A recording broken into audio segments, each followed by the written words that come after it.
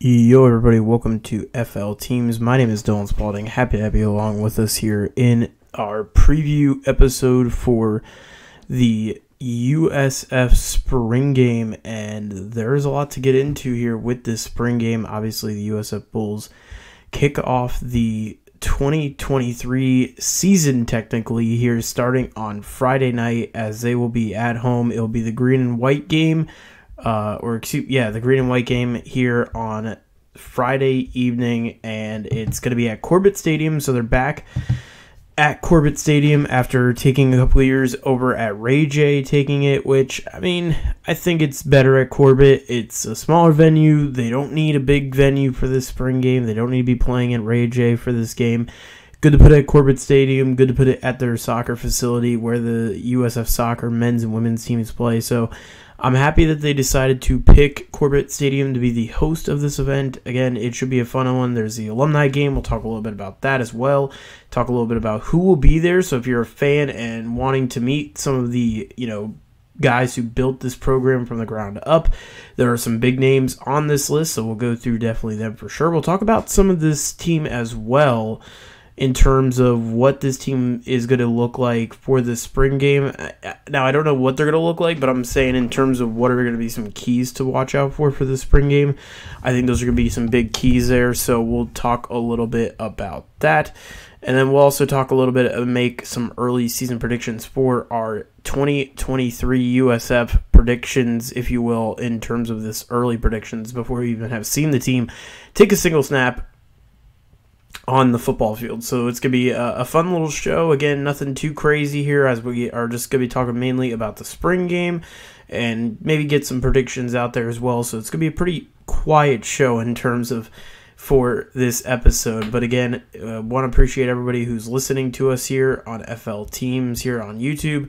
And let's get right into it. So I want to kind of kick things off. Let's talk about this alumni game. So they did this last year, and they're bringing a lot of big names. I think if you are a USF fan, this is going to be something that you are going to clamor over because there is just so many big names on this list. And obviously, they're the guys that paved the way to what we are now getting, which is the Alex Golesh era. And there's a lot of exciting things happening. I think Alex Golesh, compared to Jeff Scott, I think he brings a little bit more energy. I think that's something that Jeff Scott really was lacking, was his energy and his...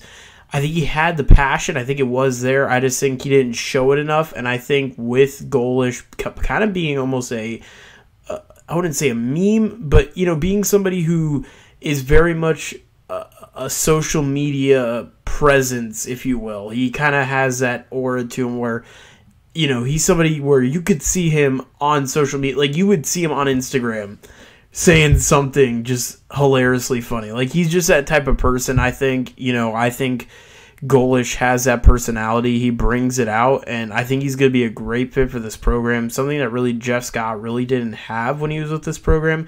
So I'm really looking forward to seeing what Alex Golesh will be able to do for this program moving forward. But obviously, every program has its roots, and with this alumni game, there are some big names in this alumni game, and we will get right into them right now. So the green and gold game, this is basically what they're calling it here for the alumni game. There are two teams of about 20 guys, 25 guys, I would say, probably more closer to 25, but they have a great great group of players on both rosters. And if you are again, USF fan and you follow this team and you had a player who you watched, they're most likely going to be in this, whether as a coach or whether as a actual player. Now, there are some NFL guys who will be playing in the actual game itself. However, that most of the NFL guys who are currently on teams will be coaches, or some of them are actually not even going to be playing who are listed as players, like Quentin Flowers. He's with the XFL. He's with the Orlando Guardians as of right now, which the Guardians are so bad. They are so terrible. So he will not be playing in this game. But as for the rest of the players on this list, such as B.J. Daniels, Andre Davis, Blake Barnett, another guy who, for fans who don't remember the Blake Barnett era, I remember that very well. That was a bit of a rough stretch, if you will, with the Barnett era, where we went 6-0 and then lost the next 6. It was absolutely dreadful those years towards these last couple of years at least. But some interesting players are on this list. Again, B.J. Daniels has Andre Davis is another big name. Obviously, he was just a Pro Bowler not too long ago. Again, I mentioned Quinn Flowers, Matt Grothe. We got S.J. Green, Mike Jenkins, Mitchell Wilcox is a coach. Marquez Valdez-Scantling is going to be here.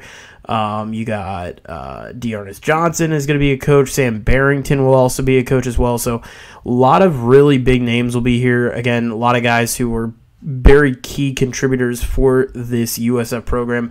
And it's going to be fun. I think if you're a fan, I think if you enjoy the fandom of the spring game, which is, being able to watch the players on a free event. It's no cost whatsoever. I think this is such a great thing that USF does to have this alumni game, bring all the guys back, maybe sign some autographs after the game, meet with the fans and really bring everybody back kind of as a, I think it's a great idea. And obviously I'm very happy USF has done this the last couple of years, and I'm looking forward to seeing it. Obviously, I will not be there this week. Unfortunately, just with scheduling conflicts, just can't make it out to the spring game. Really would love to be there for it because I would love to go and watch the spring game. I've been there only once, but I would really love to go there this year, but I just, with scheduling and conflicts and other stuff, can't make it to the spring game this year, but it should be a very exciting spring game. Obviously, again, Super Bowl champions are going to be there. This is like the culmination of the best the USF program has had to offer. Again, there's some players on here who aren't on here who you may be like, hey, why aren't they on here? You got to commit. This is a big commitment, obviously. I mean, not a big commitment, but for some of these guys, this is. I mean, they're coming from out. You got a guy like Quinn Flowers. Obviously, he's only in Orlando, but you're still with a team at the point right now, and they're in season right now with the XFL. So, kind of difficult for some of these guys, but it's cool to see them be able to participate in this event and do it. So I'm really happy that they allowed them. But yeah, the spring game on Friday. Just to talk a little bit about some of the kind of basics, the game information, if you will. 7:00 p.m. Eastern time, start time on Friday at Corbett Stadium. They're going to do a pregame type event, if you will, which should be very exciting for, I think, the USF fans. Will be cool. It's like a little fan fest they will be having on Friday, so that should be exciting to see that. Again, USF will be... the game will be on ESPN Plus, so if you're planning on watching it, it will be on the ESPN app, so you could go on there and tune in and watch the game. It's going to be an interesting one, man. There are a lot of interesting storylines coming into this season. Some of the big ones. Again, losing a lot of your big names is key. I'm interested to see where this team goes moving forward with a lot of their losses. They lost a lot of big names. Brett Cecil lost to be at graduation because he's a senior. You lose, just so many of your big guys from last season. Let's take a look here at the stats list here from last season itself. You lose Brian Battie to to the portal. You lose Jimmy Horn. You lose Xavier Wheat. You lose a decent amount of players from that team from last year that were big pieces. Dwayne Boyle's obviously also a graduate as well. So you're losing some pretty key pieces from this team last year that was really not that good. I say this as they weren't bad. Okay, the USF team was not bad last year. They were a competitive team last year. They put the best product that they possibly can out on the field, and they did actually a very good job at some points during the season. They had some really close games last year. They were probably the best close team, if you will, if that's the best way to put it. This was a team that was very competitive in a lot of games, should have won the Cincinnati game, should have won the Florida game. There were so many games this team should have won last year that they didn't end up getting the job done in. And it's a shame because this was a very interesting team last year, and I think a lot of people had a lot of high hopes with Jeff Scott coming into his third year And with the schedule the way it was, we knew it was going to be a very tough schedule, and this year is no different. There's going to be an interesting schedule this year. I would say it's probably in the middle level. I mean, the big one is one of the games in the early part of the season. We'll get into that when we make our predictions here before we wrap up the show today. But, I think it's going to be very interesting to see where this team goes. With losing a lot of their key pieces, you lose a guy like Dwayne Boyle, so who's really the leader of that defense. You lose a guy like that, but obviously at quarterback, it's going to be another interesting situation. You got Bohannon, excuse me, Bohannon, Brown, and Contreras Marsh. Really interesting stuff there because you got three guys who all really made cases last year to potentially be the starter. I think with a guy like Brown, he showed so much potential last year. He's going to definitely be battling with Marsh. Marsh will be battling with Bohannon. Bohannon, he might think that he's got the job. And, obviously he was a, Sugar Bowl champion with Baylor and a guy who really, dominated when he was at Baylor. And last season even too, he looked really good towards the end of the season last year for this USF team before he went down with that injury against ECU. But it's going to be interesting. It really will be interesting to see what this team has to offer at the quarterback position because they have three guys who I think we know what they could be. And I think it's going to be interesting to see what Marsh, Brown, and Bohannon's lineup in terms of where they're going to be at in the depth chart is really going to be interesting. As of right now, here's how I would put it. I would put Bohannon number one. I think you put Bohannon in there. He's your veteran. I think you give him that opportunity. He deserves it to be the veteran. You got to, I think, show that you're the lead guy. I think you got to give it to Bohannon. I think Bohannon gets it at camp, in my opinion. Number two is interesting because Marsh or Brown could get it. I'm actually going to say Brown gets it. I think Brown has got the more ups. He's got a more higher ceiling than Marsh. I think Marsh is still a good quarterback, and I think Marsh is third. Actually, I think Marsh could go very similar to the Timmy McClain situation where he transfers and possibly goes to another school.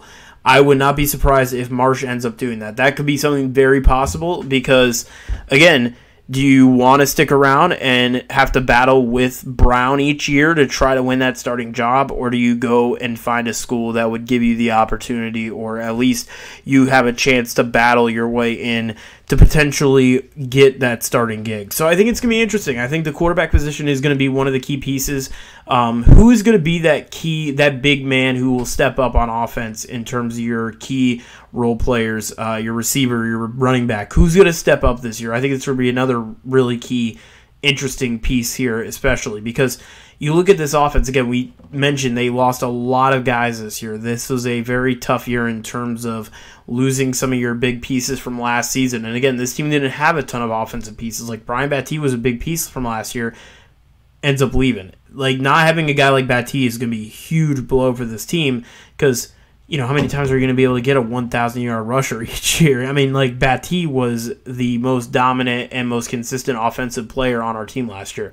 So it's going to be very interesting to see where this team ends up going in terms of their offensive production, in terms of are they going to focus on the running game? Are they going to focus on the receiving game? I would love to see them try to mix in both. I would love to see them give an uptick in the receiving game because they didn't really do much of that, and I think that they could really do well with their receiving game. I think Bohannon could do well with that, but we'll see. I think it's going to be very interesting to see where this team ends up kind of focusing a lot of their offensive production at. I think it's going to be a really interesting thing to check out and really see here. The next big thing I think too is going to also be just talking a little bit about the defense. Defense was very, very, very lackluster last year. I think the defense needs to step up this year, and I think they're going to have opportunities too. They got some teams on the schedule, and we'll look at the schedule here in a little bit before we wrap up this kind of quick episode. Obviously, with the spring game, not really too much to report, obviously. With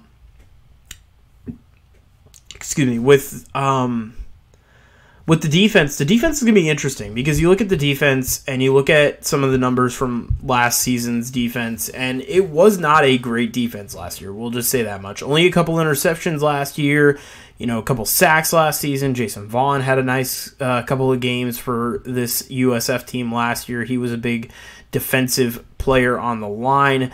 Dwayne Boyles was obviously just a dominant player last year, 113 total tackles last season. Just something that really is impressive to look at. And I think defensively, it's really going to be, how does this defense step up? That this team has options or opportunities for this team to step up in terms of games. You look at the schedule, and we'll take a quick peek here, and they've actually announced some of the special days, and we'll talk a little bit about that as well when we get into this episode. But you got Rice here. You got the Rice game. That will be an interesting game, I think, and a good opportunity for this defense to kind of go to work and stuff. You got Navy, another team that you kind of don't know what they're going to be like. Temple, and then even Charlotte. Charlotte was literally the battling team that was with us in the bottom part of this NCAA rank in terms of the leaderboards. They were literally at the bottom with us last season in a lot of categories. So it'll be interesting. I think they got some teams that they could do some damage with on defense, and I think this could be a good stepping point opportunity for their defense this year. I think it's going to be very interesting, and I'm looking forward to seeing what this team has to do. So with that being said, I want to wrap up the show here, and again, this is kind of a quick episode, not too much to talk about. I just kind of want to preview the spring game, talk a little bit about it. Nothing really too crazy here. Talk a little bit about the alumni game, obviously. But I want to get into now the schedule, and I want to make my predictions here. So obviously, looking at the schedule, it's an interesting up and down schedule, to say the least.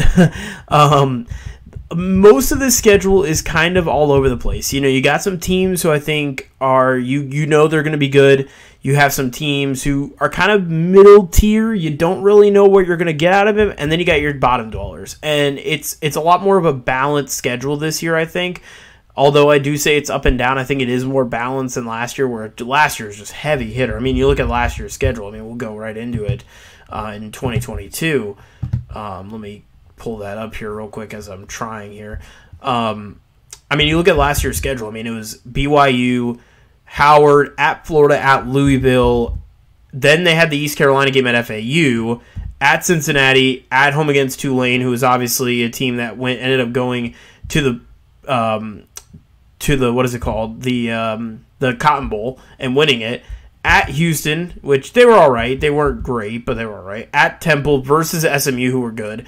At Tulsa, and that SMU team, by the way, came off of that ridiculous scoring game last season, late in November. At Tulsa, they were very well, but they were, they played us very good on that day. And then Central UCF, they're literally one of the best teams last year. So, they did not have an easy schedule last year. They were given the blunt of the brutalness of the American Athletic Conference. So this year's schedule, I really like this year's schedule. I think it suits USF better. I think it suits Alex Golish better in his first year. Get some reps as a coach. Especially early on, you got the Western Kentucky game on the road. I think that's going to be huge. Starting out on the road, in a lot of sports, they always say starting out on the road is always a big thing. It builds that bond, that relationship between your players. I think it's going to really help this team a lot. And we'll get into my predictions on if I do think they're going to win or lose these games. So let's go through the schedule here real quick. So Saturday, September 2nd is opening day for the Bulls in terms of their home, in terms of their entire season for this year. They'll be on the road, obviously, as I mentioned, taking on Western Kentucky.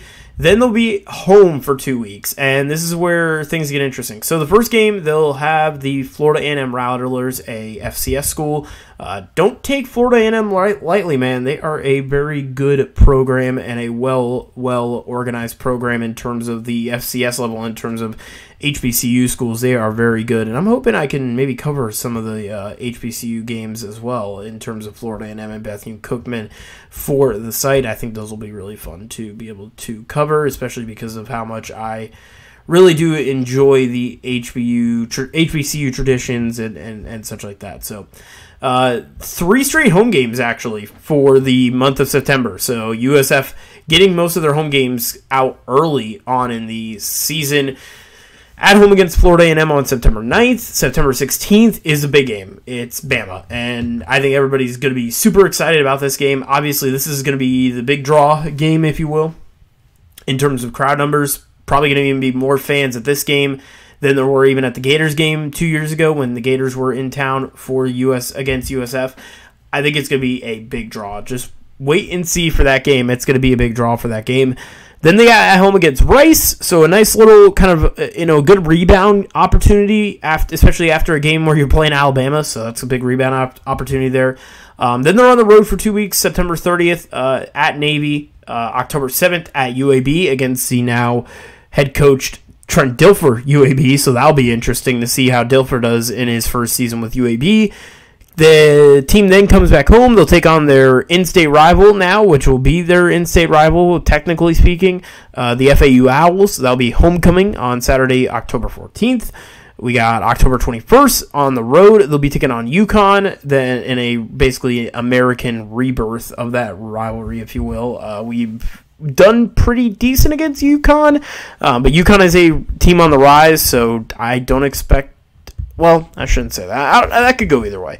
Then we got at Memphis on November 4th, at home against Temple on November 11th, another Saturday game. The only Friday game on the schedule comes at the end of the season, very similar to last year, where the last week before the end of the year at UTSA on a Friday night. That is going to be a very interesting game. Should be on ESPN. Very excited for that one. And then at home against Charlotte, November 25th, Saturday, versus Charlotte. Again, should be very interesting there. Two teams, bottom dwellers, if you will. We'll see where Charlotte is by that point in the year. We'll see where USF is by that point in the year.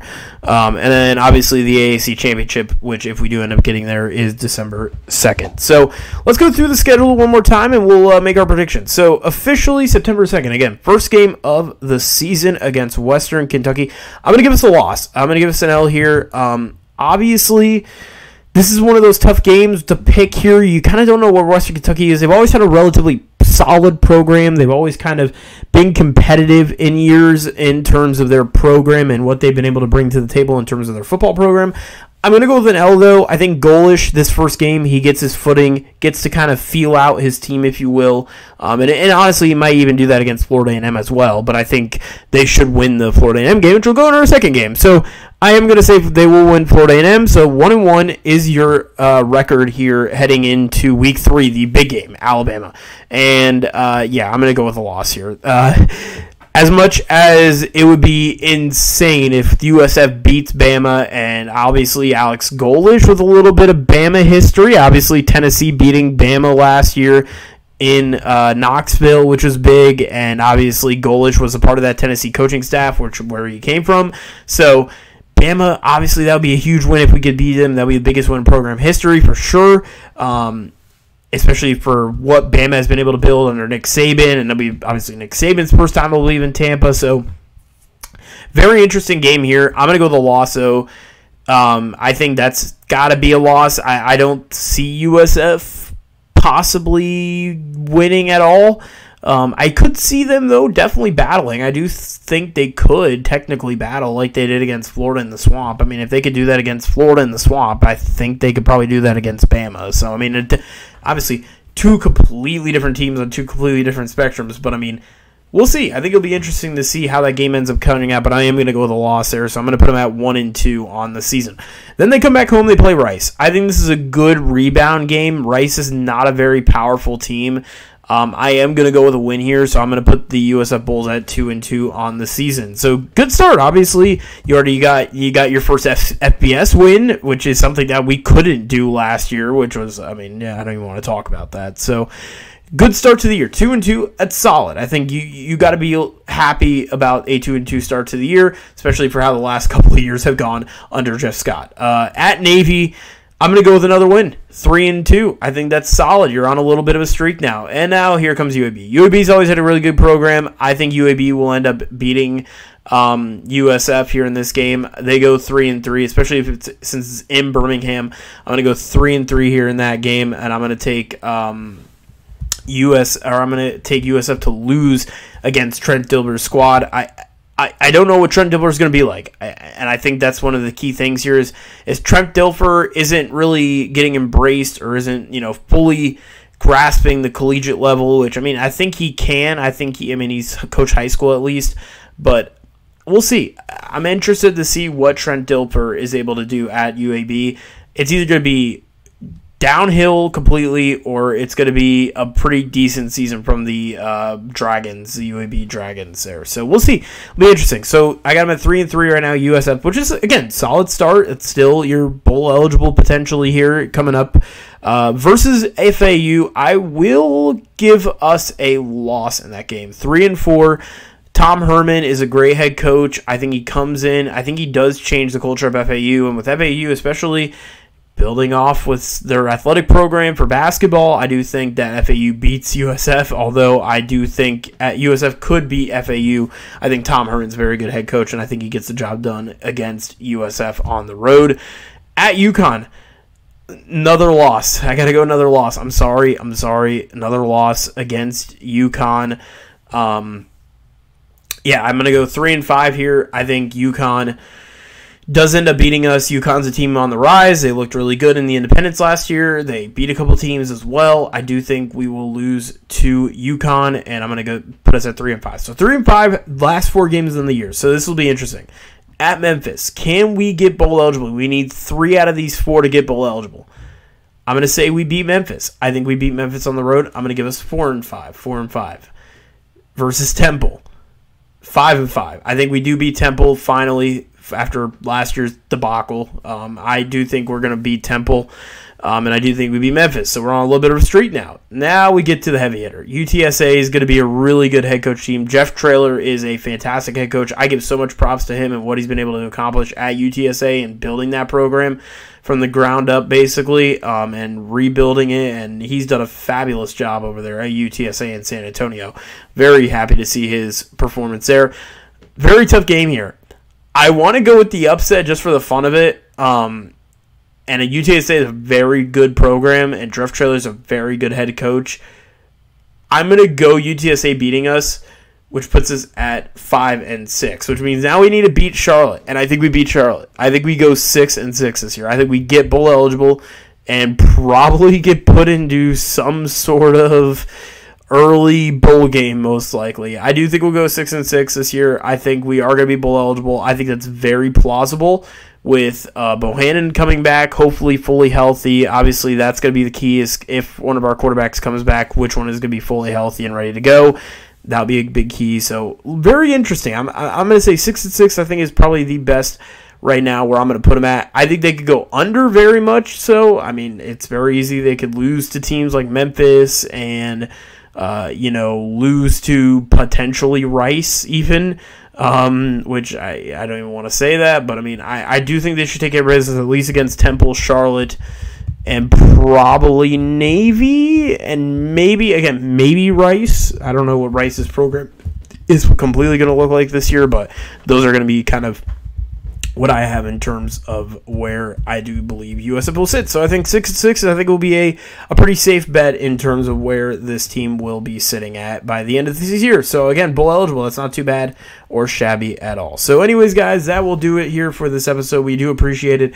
Thanks so much for listening to me ramble on about this USF program. Very excited for the upcoming season. Should be a lot of fun. And stay tuned for more content. Peace out, guys. See ya.